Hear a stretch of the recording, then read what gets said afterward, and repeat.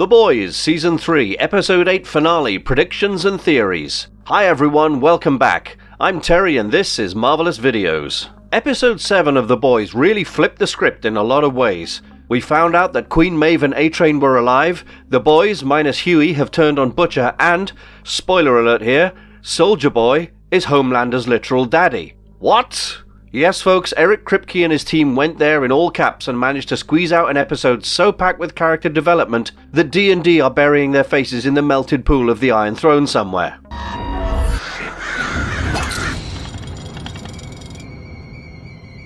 Here Comes a Candle to Light You to Bed was probably the best episode of Amazon's The Boys so far, and we don't say that lightly. But how does it set up the finale of what has to be the most intense season of The Boys so far? And where will our characters go from that point onward? Well, that's what we're here to theorize. This is every prediction and theory we have for Season 3 finale of The Boys, explained. Oh, and this video will have a lot of spoilers for Episode 7, so this is your spoiler warning. Before we go into our explanation, we have a very small request. If you like our content, please support us by subscribing to our channel. This is a small click for you, but for us it means a lot. Thank you. Now, let's begin. Can they? No! Recap of Season 3, Episode 7. Season 3, Episode 7 had a lot of big reveals stuffed into it. It opened with a news update from VNN. We see our favourite Tucker Carlson cosplayer Cameron Coleman interview Vought International CEO Ashley Barrett after presumably getting sodomized by her in a previous episode. Vought is hard at work trying to discredit everything Starlight said at the end of the Herogasm episode, where she revealed Soulja Boy's existence to her 193 million Instagram followers, exposed Vaught's shady underbelly as well as Homelander's slipping grip on reality, brought to light the fact that Maeve had been taken captive by VI, and fulfilled every disgruntled employee's dream by quitting on a live stream. Vaught's strategy to cover it up? Paint her as a woman scorned by Homelander after he, quote, discovered her ties to the Shining Light Liberation Army by revealing Annie's connection to Kimiko. Ashley says Starlight is trying to change the subject by framing Homelander to protect her human trafficking side business, but we all know who's doing that here, don't we? The episode then shifts to the Legends house, where we see the former Vought VP of Hero Management tell Huey the truth about Soulja Boy. Ever since he was set free in Episode 4, Soulja Boy had the full trust and goodwill of Butcher and Huey because they were able to come to a compromise that suited both their needs. But if you know anything about Supes in the Kripke-verse, you'll know that they do nothing without a reason. Soulja Boy managed to placate Huey's apprehensions about him losing control by regaling him with stories of D-Day and all his other deployments across his 40-year career. But, as the legend puts it, Soulja Boy stormed Normandy 2 weeks after D-Day just for the photo op. He was present at Birmingham and Ohio to disperse protesters of the Civil Rights Movement and the Vietnam War respectively, and it's even hinted that he was involved with John F. Kennedy's assassination in some capacity. Huey realizes that Soulja Boy is nothing but a liar with grandiose notions of himself, and is a walking chunk of radioactive material, but he keeps it quiet because they've got a job to do. So, after Butcher and Huey interrupt Soulja Boy's Cougar Love Fest and the legend complains about having to burn his Egyptian cotton sheets, the trio come up with a solid plan to track down their penultimate target, Mindstorm. Using his target's bipolarity as a clue, Huey figures out a way to triangulate his position, gaining rare approval from Butcher in the process. The three of them gear up to go after him as the scene cuts to Vought Tower, and we find out that Queen Maeve is alive and being held captive, presumably in the same cell where Homelander grew up. Homelander tries to intimidate her into giving up Butcher and Soulja Boy's location, but Maeve isn't exactly hearing him. She's much more interested in the fact that he's put on concealer, which means that he has a bruise and he is afraid of Soulja Boy. Maeve takes some solace in that notion and rebukes Homelander's attempts at empathizing with her by bringing up their past and his twisted dreams of starting a nesting family with her by telling him she would break anything he tried to stick inside of her, drawing a direct parallel to what Homelander did to Becca. Maeve stays defiant in the face of certain death, or worse, and tells him it's still one of the top 3 days of her entire life because she saw Homelander scared that day. The scene then cuts back to the boys. We see Butcher and Huey shoot up V-24 to prepare to take down Mindstorm, but the stealthy Payback member manages to get the jump on them and traps Butcher in an endless cycle of nightmares that would eventually kill him via dehydration. Huey wants to do something to help Butcher, but it becomes very apparent that Soulja Boy doesn't care about him. All he cares about is the mission, which somehow includes shooting a priest and a nun in cold blood under the assumption that they were being mind-controlled by Mindstorm. Huey tries to stand up to him and tells him that he has PTSD from spending 40 years as a Russian lab rat. But Soulja Boy bitch slaps him so hard that he has no option but to follow him. It turns into a game of cat and mouse from that point onward. Whoever gets the Mindstorm first gets to fulfill their objective first. Keeping this in mind, Huey continues to follow Soulja Boy as we shift to Mother's Milk's home and see Frenchie and Kimiko pull up. After giving her some emergency first aid at the Flatiron, he brought her to Mother's Milk, not just because he was a field doctor and can give her better treatment than most people in an ER, but also because he realized that Butcher had effectively sold Kimiko and Sherry out to little Nina. That's the only explanation for what happened in episode 6, where Nina managed to nab them both and tried to force Frenchie to choose one or let all three of them die.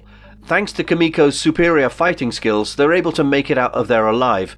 But now it's time to settle the score with their former team leader, given that he has clearly chosen to prioritize his vengeance over everything else. Frenchie and Mother's Milk get to work figuring out how to take Soulja Boy out of commission because, as we saw during Herogasm, Halothane would just not do the trick. In the meantime, Starlight has a drink with Kimiko and they both share a touching moment discussing their personal lives.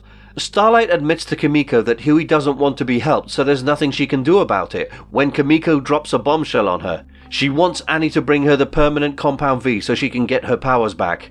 Annie protests at first, but relents after reading a note Kimiko had typed out for her in anticipation. Later in the episode, we find out that the reason she wanted V was to protect Frenchie because she has come to see him as a member of her family, along with the rest of them, not Butcher, and so she wants to do everything she can to keep them alive. Frenchie figures out that the Russians used Novichok to keep Soulja Boy under, but before they can decide where to get some from, Mother's Milk leaves the house in a rage. The last we see of Frenchie and Kimiko is when he injects her with the V and her powers come back.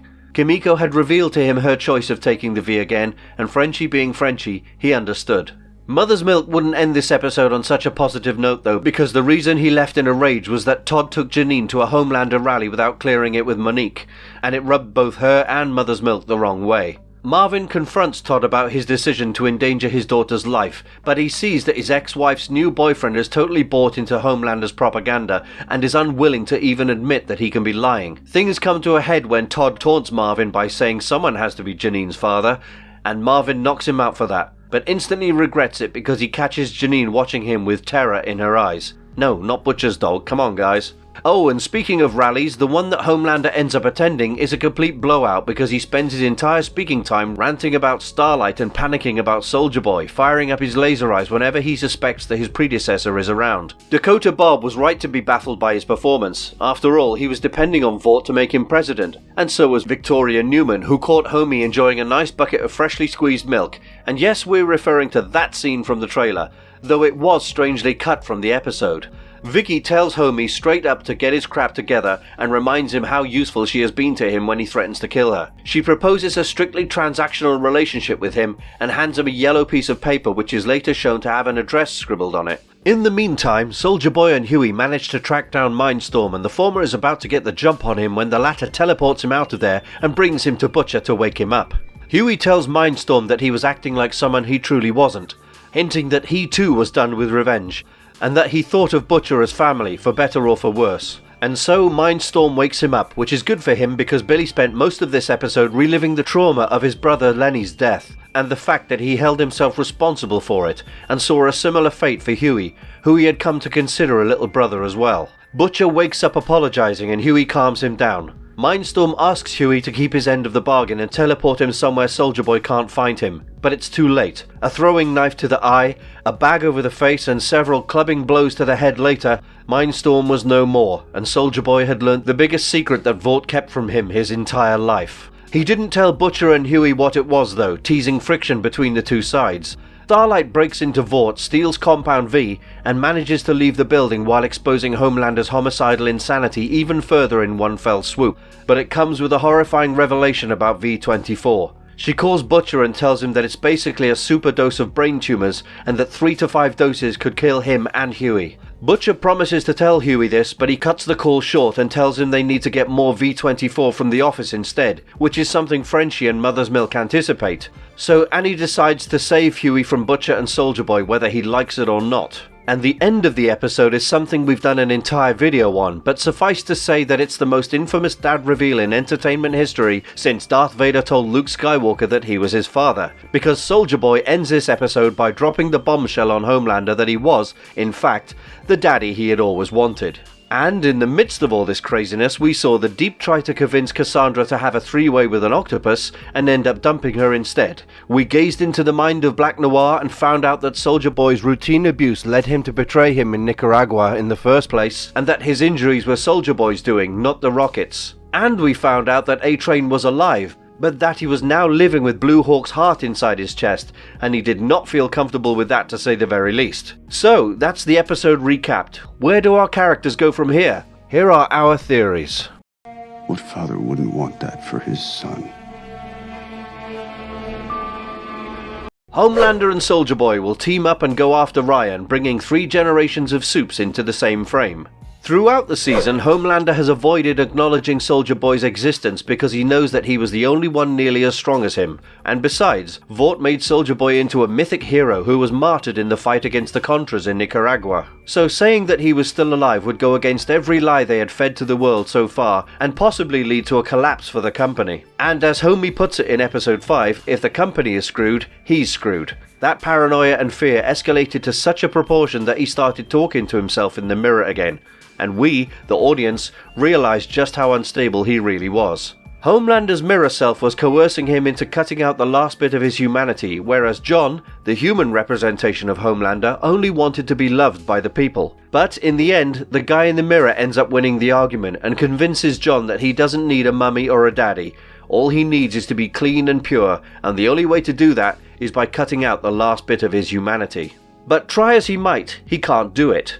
After fighting Soulja Boy, Butcher and Huey, he saw a bruise and covered it up to protect his image. When Starlight revealed to him that she had been recording / live streaming him threatening her, he immediately reverts to his PR shtick and tries to play spin doctor. The more he tries to reclaim himself as a god, the more human he becomes, and that dissonance is driving him crazy enough to fire up his laser eyes at a presidential rally filled with civilians. But, weirdly enough, the revelation that Soulja Boy is his father could be the one thing that tips the scales in favour of John in Homelander's head. Because while everything about him has been superficial, his desire to be loved and to have a family is the only real thing about him. Homelander has on multiple occasions shown that he's very cognizant of the fact that not having the love of a parent is what made him the way he is. He even goes so far as to tell Becca that isolating Ryan from the world would backfire on her, and to everyone's shock he was right. Ryan did freak out at Planet Vought, and Homelander actually handled that situation like a champ, flying his son out of the crowd and helping to calm him down. This is not to say he was a great dad by any means. The man pushed his own son from the roof of his house, and when Ryan killed Stormfront by mistake, Homie chose to kneel at her side instead of looking after his son. So, clearly his priority is still himself, but we did see a very human side of Homelander come out during his interactions with Ryan. Something very similar can happen between him and Soulja Boy, and there is ample foreshadowing for that. Everyone has asked Homelander to reveal Soulja Boy's existence to the world and release a statement saying he's handling it, but he has refused to do so out of fear of being stood up. But now that he knows Soulja Boy is his father, that might be the first thing he does, because remember, when he started dating Stormfront, the first thing he did was show her off to Ryan without caring about how problematic her world views were. Homelander will do anything he wants to as long as it makes him happy, and we'd imagine that this information has left him positively gleeful. And besides, imagine the PR ratings they would draw as America's first soup family. And if you're still not sold on the idea that they might team up with each other, we'd like to point you to the Season 3 trailer breakdown that the cast did for Vanity Fair. In that video, Jensen Ackles addressed a fan theory that said Soulja Boy might replace Homelander, but his reply was very ambiguous. He said Soulja Boy, quote, might be able to join him, might be able to fight him, but that Homelander was here to stay as top dog. The former statement in particular felt like him dropping a hint he thought no one would pick up on, and well, it looks like he was right, until now of course. As for how Ryan plays into it, well, remember that address Vicky gave Homelander? So, in the first episode of Season 3, Homelander shows up at Butcher's house and asks him where Ryan is. The two end up making a death pact instead, but that line of query is yet to be resolved. It looks like the address Vicky gave her was the location where Ryan was being kept, and if that turns out to be true, then this would mark the first time that we see 3 generations of Supes together in one place at the same time. Even the comics don't have something like this going for them, which will make it a unique viewing experience for sure. But while Homie and Soulja Boy join up out of choice, Ryan might not be given one, though that remains to be seen. And we know you're about to bring up the other person living with him, and we're about to dress her too. Goodbye, Grace. You want to kill yourself? Butcher might get Grace Mallory killed, mirroring a scene from the comics. Carl Urban put in the performance of a lifetime in this episode. The emotional depth he gave to Butcher was something he sorely needed, because it's the perfect way to get your viewers hooked to a character before turning their sympathy into pure disgust by revealing their true colours. Because in the TV show, Butcher still comes off as a charming Brit who will ultimately do the right thing if not given a choice. But the comics show him in a much darker light. Butcher is almost constantly playing everyone around him like a fiddle, and that also includes the boys. But the one kill that really solidified him as a bad guy there is the implication that he killed Colonel Mallory in the comics. And it came right after Mallory warned Huey about the darkness inside of Butcher as well, which is something Grace has already done on the TV show, albeit in a different fashion. While we don't think Butcher himself would do the job on her, we can at least confirm that his vendetta against Homelander will eventually be the ruin of his former team leader. Because if Homie and Soulja Boy decide to go through with what we proposed in our previous prediction, then Grace Mallory will turn into collateral damage for them. And given the fact that we know how Soulja Boy looked at her back in the day, and his recently acquired taste for cougars, it's also possible that things might get way darker than you'd expect them to. But that's the worst case scenario for us, and we really hope it doesn't come to that. However, having said that, we do still think that Mallory's time is ticking, and she might run out in the very next episode. And speaking of ticking clocks, Soulja Boy could blow up the Flatiron Building to recreate an infamous moment from the comics. Though Soulja Boy and Homelander will team up according to our theory, their union won't last too long, because just judging by the overall tone of the series, we're approaching the final leg of this story. Eric Kripke and co have already covered 2/3 of the plotline from Garth Ennis and Derek Robertson's work, but as you all know, his version is a true adaptation, which is why we propose that Soulja Boy, not Butcher, will be the one to blow up the Flatiron Building in the TV show. Why do we think that? Glad you asked, because it's the season finale of The Boys and they always love to go out with a bang. But more than that, at the end of the episode, Butcher and Huey decide to, quote, go back to the office to get more Temp V while Soulja Boy was dropping the truth bomb on his recently acquired son. It's entirely possible that after joining up with his rugrat, the father-son duo go after the men who tried to screw with their lives, and again, we all know who's at the top of Homie's kill list. It's possible that the pair might turn up to the Flatiron Building looking to intimidate Butcher and Huey, and things might get out of hand, leading up to Soulja Boy leveling the iconic building with his chest beam. Now, in the comics, the reason for the destruction of the office was because Butcher was tying up loose ends, after having taken care of Homelander's attempted coup. Basically, he killed the boys, minus Huey, to keep them from trying to stop him from doing what he thinks needs to be done. But things are unfolding differently in the TV show. For starters, Frenchie, Kimiko and Mother's Milk have seemingly already turned against Butcher, going so far as to warn Annie that he won't tell Huey about V24's lethal effects, which leads to her decision of wanting to save Huey. It's also possible that she might get involved in the situation, somehow leading up to the destruction of the Flatiron Building. Our guess would be she pisses off Homelander with her bravado so much he asks Daddy Dearest to blow her up. Either that or something triggers Soulja Boy's PTSD. Speaking of which... Chérie? No. Ok, mais come. No, don't do it. Don't do this!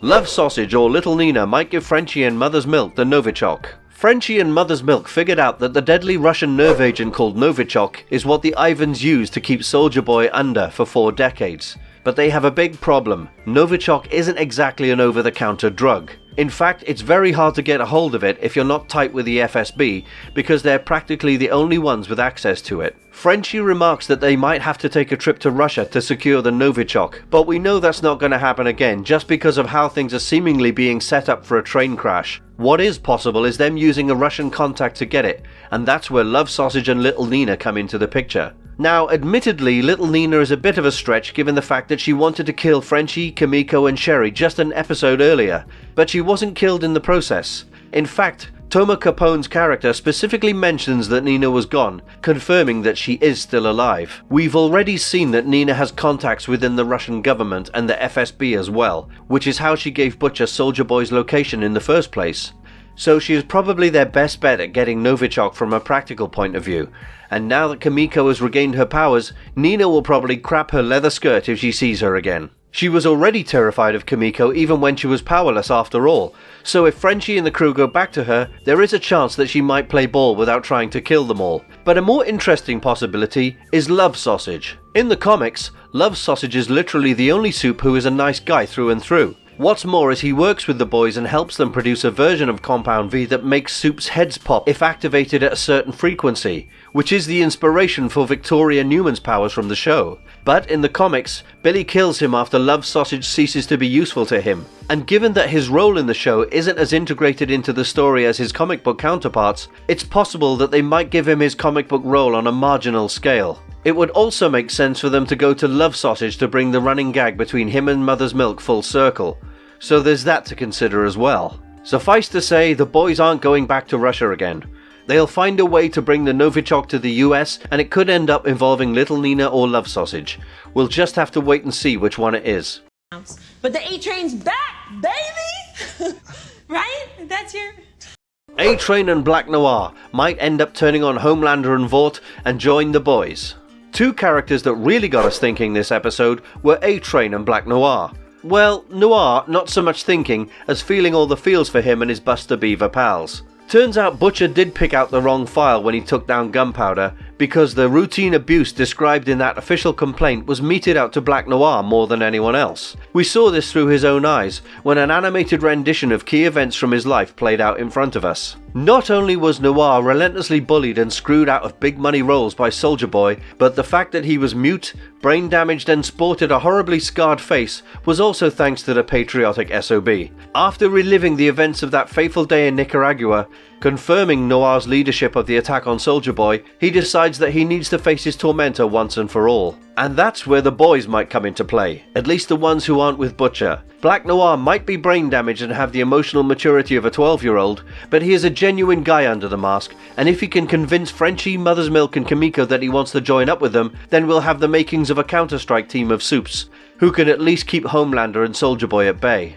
Alternatively, it's also possible that Homelander might kill Black Noir himself once he finds out how his best friend sold out his own father. But either way, it's clear that Noir's final stand will be shown in the next episode, unless of course they decide to put it off for some reason. The one thing they can't put off is A-Train's redemption arc, which continued to take twists and turns as Reggie found out he was only alive thanks to Blue Hawk's heart, the man who paralyzed his brother to begin with. Not only that, but Vought is back up to their BS again, trying to rewrite his life story to fit their profit margins. We've seen how they shut down A-Train's actual heroism previously when he was asked not to recount the story of him manifesting his powers because it was, quote, too violent. We see it again here when Ashley insists that his coach in the new movie Training A-Train will be Tom Hanks, when A-Train clearly rejects her idea and states that his brother is his coach. Though Ashley just smiles and yells out, "A-Train, baby," before leaving the room, Reggie just lies there thinking about what he has become.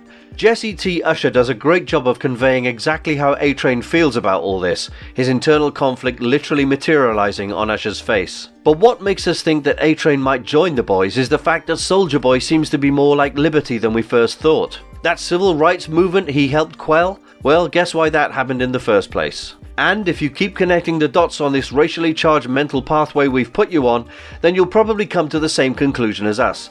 And that is that there ain't no way A-Train is working with a racist ever again. And also, while he did agree to talk smack about Starlight immediately, he did ask Ashley why, which is something he's never done before. So, if A-Train gets himself together and makes a real decision about what he wants to be to the black community, we could see him go out as the hero he has been branding himself as, but that remains to be seen because at the end of the day, his biggest fallacy is his ego, and if that gets the better of him, then it's game over for the A-Train. But, if both Noir and A-Train play their cards right, they might just come out of this with their heads still firmly attached to their shoulders, and that might come down to them teaming up with Starlight and the rest of the boys as opposed to facing off against them.